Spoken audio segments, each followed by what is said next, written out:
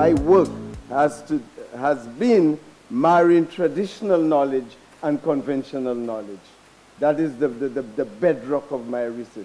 Looking at what's within our traditions, what we have, what belongs to us, and researching it. And that is what I want to encourage here this afternoon in terms of the what you call the topic on the discussion, the discourse that we are having with ourselves. And it's something we call in academia roots redux. You go back to go forward. You look at what you have, what is in your immediate presence, so that you could interrogate it, you could study it, and then you could move into a new direction. So I want to present some of my research in terms of the Jardin Creole, medicinal plants, looking at what we have growing in our backyards, how we solve our problems in terms of food security, food sovereignty, and food safety, based on the body of knowledge that we have at hand. Like Giles said earlier, what we got from our ancestors, what was in the savannah, the fishing techniques that we cannot just throw away.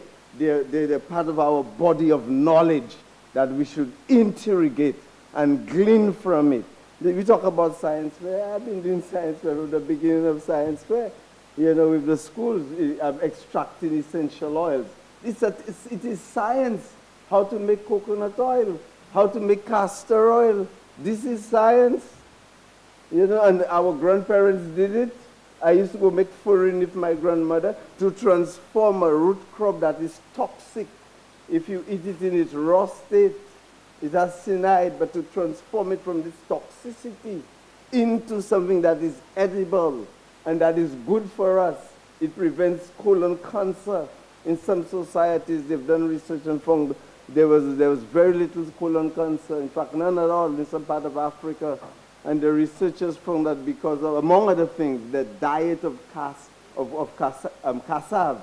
And by the way, cassava is a marvelous plant. It grows in all kinds of conditions. It's a drought-resistant, salt-resistant. And that was a gift to us from our Kari brothers and sisters, or our Karinago or indigenous people. They were handed down to us, and we have mastered the art of extracting the toxicity and giving us food that can be stored. Ça can live en terre sec. It can live n'importe côté. Il pas besoin de l'eau. It's salt resistant, drought resistant, as I've said before. So I could go on and on, but what I want to promote there is the concept of the Jardin Creole. The Jardin Creole is the garden that we have around the house. It is based on its composition and its position, where you put things and where it is established. And that is good in the event of, or in this current climate of COVID-19 and the climate of climate change. I think we need to rethink and look again at what we have as a people and research it and build on it. And there are several things. I could go for several examples. As a matter of fact, even our naming of our plants. I'm a taxonomist. I'm a plant researcher. I identify plants and name them based on two models. The Linnaeus model of taxonomy. But I also use our traditional model. And you might, when you do deep research, you find we have a binomial system of taxonomy in our own Creole taxonomy. Bois d'orange, a binomial system. It's the bois and the d'orange. D'orange means it's orange. It produces a dye. So we are saying something when we speak of our plants. And the scientific naming of plants as well. So it's the balance. We need that balance in research. And that is what I come here to talk about. The broom, clean, new, balance. Let us find that health, like Tagore says, is truth never lies in the opposing forces, but in the reconciliation of the two. In balancing the research methodologies and using all that we have. Sometimes we abandon our traditional knowledge and we go and flirt with conventional knowledge. I am saying let us marry the two. Marry the two to reach closer to what we are doing. Especially in this area. Let me just read very quickly. the importance of the Jardin Creole and endangered ethnobotanical knowledge in a post-COVID-19 world and for mitigation and adaptation to climate change. With the current COVID-19 pandemic and predicted climate uncertainty, there is a growing international concern for safe food and medicine, food safety, sovereignty, local livelihoods, and sustainability. We need to marry all of these together. You cannot have food that is not sustainable, as you rightly said about the pot de clone in Martinique. We had a lot of bananas, but we paid a heavy price of cancer in Martinique, and perhaps a lot of the people that are dying here. So we need again to find that healthy equilibrium. Yes, we need to produce food. We need to find methods of doing it, but we need to do it sustainably. Now more than ever, it has been necessary to prepare and to feed and to self-medicate an increasing world population, which according to the 2019 UN population, it says that we have 7.7 billion people on the planet, and will be 9.7 billion by 2050. We need to feed ourselves. How do we do that? Survival is a triumph of stubbornness. C'est pour entêter pour nous rester vivants. And how do we do that? We need to go back to the knowledge of the ancestors, the traditional knowledge. As Jimmy rightly said, making coconut oil is science, that's deep science. So we need to look at what we have and build on it. Use both wings of, like Giles always used to say, both wings of the bird to fly. And Giles had something, and this is a bird I have a lot of respect for. We have our tensions and we have our debates because that's what part of life is all about. But for his what I call his scientific rigor, when you work with Giles, you become a better person because he interrogates your work. And that's what we need to do. Look at what we have and interrogate it. Study it. Turn it around. Tunevi way. Shavi way. Viegade. Our fishing methods. Our agricultural methods. And we have something called the Jardin Creole, and I think we should go back and look at it, the composition of it. Where you put your medicinal plants, especially in this COVID-19 period, where you are locked down. Unipuni manger. Unipuni we met self-medicate. And that is why I'm proposing that every hospital in St. Lucia should have a medicinal garden. And that medicinal garden would be connected to the doctor's computers with scientific name and scientific data. So that when the little Mali become doctor, medical service, go popon, ebe fei kosol, you could just put in your computer, you have the garden there, you authenticate that this plant is what the lady is talking about. We doctors in some medical service. You go on your computer, you open it up, there's all the botanical data. There's all the biochemistry of the plant. So the doctor can now better administer onto that patient. This is something we can do. The data is already there. 40 years of my life, we've been looking at medicinal plants with a group called Tramil around the Caribbean with scientific rigor. Doctors, biochemists, botanists, because even if you have all the good data in terms of the chemistry and you do not know the name of the plant, you do not know what you are researching, your research is null and void. You need to know what you're researching. So in a nutshell, brothers and sisters, because a lot of people got to have so much to say, but I just want us to bring us back to our tangible and intangible heritage. What we've been handed down to us by our ancestors, to revisit it, the language. In the language, there's lots of wisdom and a lot of material in our language. Don't underestimate the Creole language. In fact, where David says, or is it for none, that the language carries the weight of the culture. So without language, that important Creole language, there is a lot in it. So we need to look in introspect, we need to look in retrospect, so that we could go in prospect, so that we could see the prospects that are ahead.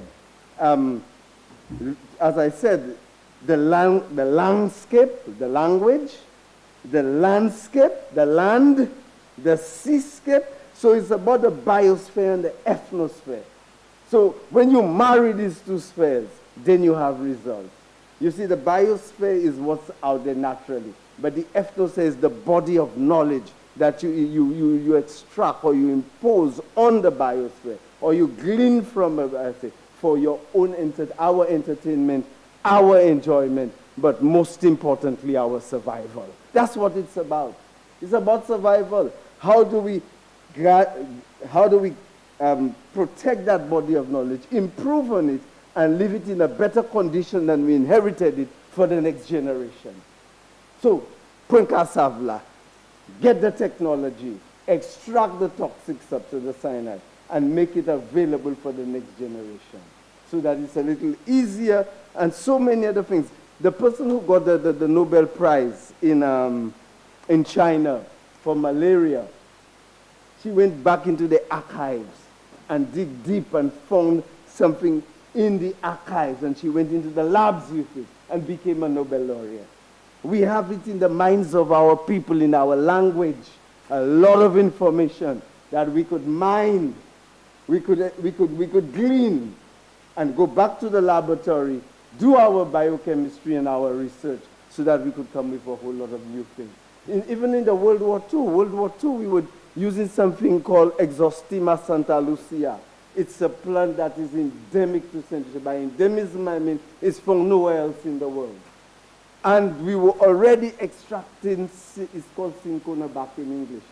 We were already extracting a substance from it to treat malaria.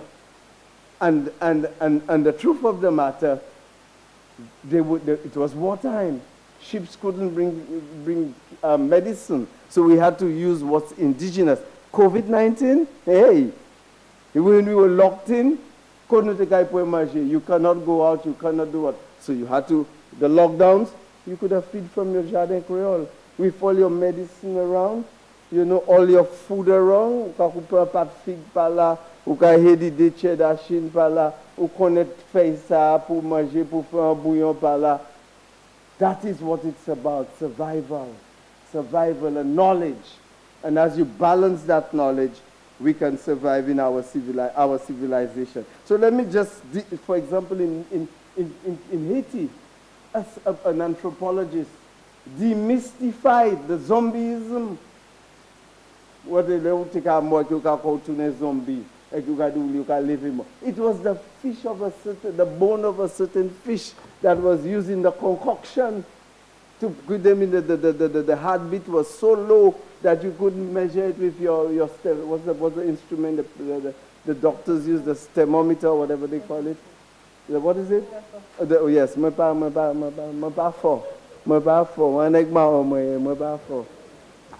So I am saying, when you take all of this thing and you put it together, you realize that we have a lot of knowledge, a body of knowledge. And the anthropologists found out that you go so, your heartbeat lowers so much, it's like you're dead. And after a while, when it wears out, you can come back alive. And it was Wade Davis who demystified that. And he worked in the Amazon as an anthropologist and in Haiti to find out. So that biocultural heritage, people, we need to guard it for our life, and I'm glad we're doing that. Our wild plants, our local community, the indigenous people and their knowledge, they know about weather. You could determine weather by the changing of the leaves and so forth, the taxonomy. As I said, we now have a Caribbean pharmacopoeia that we've been studying for 40 years. Leaf baths, c'est bien fait là. Let's research these things. When you're a child, you take a bain go back to it, take it to the laboratory and authenticate it. And I could give you so many. Local dyes. We don't do local dyes anymore. There's a whole industry out there with local dyes. You know, Roucou and Bois d'Orange and Campeche. Campeche is not only for baking bread, you know. It was planted as a red dye. It can give you a dye, Haematoxylum, it is called. And so many. Chinitwef. Who's doing work on Chinitwef? you know. Or something, if you're poisoned and you drink it, it will take off the bile and make you vomit it. I'm a living experience of that. When I was a child, I was dying one Christmas day. I couldn't eat marmalade. They give me a little shot of shinito effect. I just vomit fiella. And right away it was like yellow, like a mango, a ripe mango. And in a little while I was up and about dancing and enjoying myself. So brothers and sisters, I have a lot to say, but that's not the time because a lot of more people got to speak. But let us feed off the past in order to face the future. And as Derek rightly puts it, he says, break a vase, and the love that it takes to reassemble the fragments is greater than the love that took the symmetry for granted when it was whole. I thank you.